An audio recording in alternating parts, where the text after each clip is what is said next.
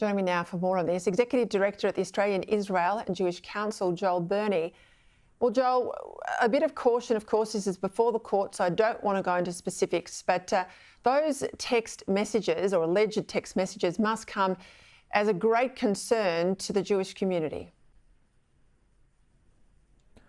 Well, thank you for having me, Peter. It's a huge concern for the Jewish community, a community that feels unsafe and scared and frightened, but one emotion that we are not is surprised.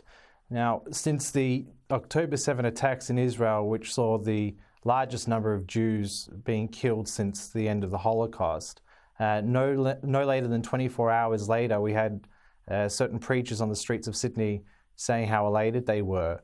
48 hours after the initial attack, we had those wild scenes at the Sydney Opera House, and then time and time again, month after month, for the past 6 months, the whole Australian Jewish community has been completely under siege through different and variety of threats, but a massive exponential increase of anti-Semitism. And these events that are occurring in Sydney, to us as a community, we feel very, very unsafe and insecure, but not surprised. Joel, what sort of discussions are you having with law enforcement? Because I know in the past, and I reference here the horrors of Islamic State, and I know personally back then there was specific support for Jewish schools and synagogues in the budget to have additional security. Now, I know many in your community bear that cost. They hire private security to make their places of worship safer. But are you getting support from the government here? Are you getting support, as you should be, from police and authorities?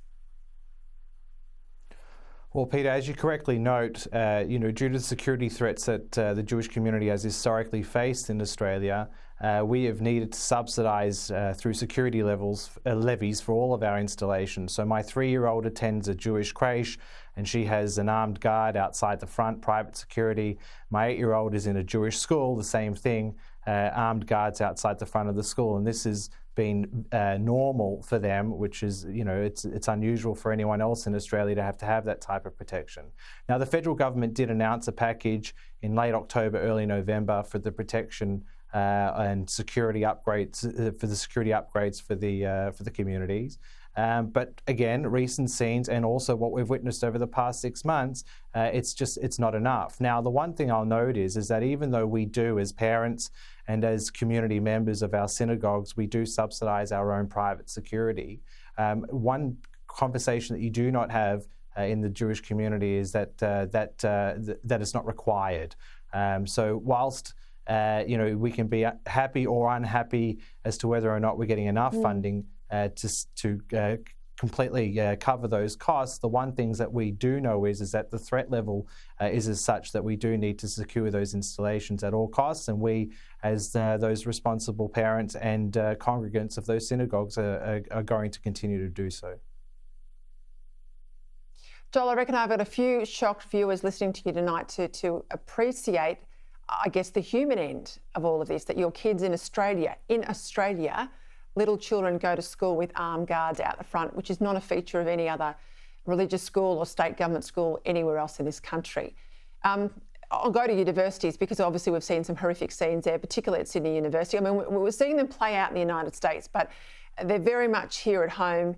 And we saw over the weekend that even young children, babies, were being roped in with this chanting of intifada. Have a listen. Intifada, intifada, intifada. From the river to the sea, Palestine will be free. From the river to the sea, Palestine will be free. 5, 6, 7, 8, Israel is a terrorist state. I mean, and that's the sort of indoctrination I thought was behind us in our history, Joel. I mean, that is chilling. Look, Peter, these are shameful scenes. The idea that you would poison and indoctrinate the mind of a child just for your own political ends, I think it's disgusting. But I will note that I think that Australia overall has had a gutful of this type of behaviour. The idea that this type of crowd would find the hotel that hostage families was staying in Melbourne and protest. They've been protesting the Australian Open. Let's not forget that they tried to hijack carols by candlelight in December last year. But this is just another example that the pro-Palestinian community, well, at least this section of them, they have no boundaries. The idea that to poison the mind of a child, to take a position on one of the most complex and intractable modern conflicts of our time, I think it's illustrative of the people that are behind it. But I will note that my feeling is, Peter, that the Australian public is just sick of it. And there are other ways that obviously we do support free speech, but calling for al-Yahud and calling for intifada on university campuses makes Jewish students feel impeccably unsafe to attend university. This is something that's their right to do, and even in Australia in 2024, you have Jewish students who are fearful of attending class at university. You're not wrong.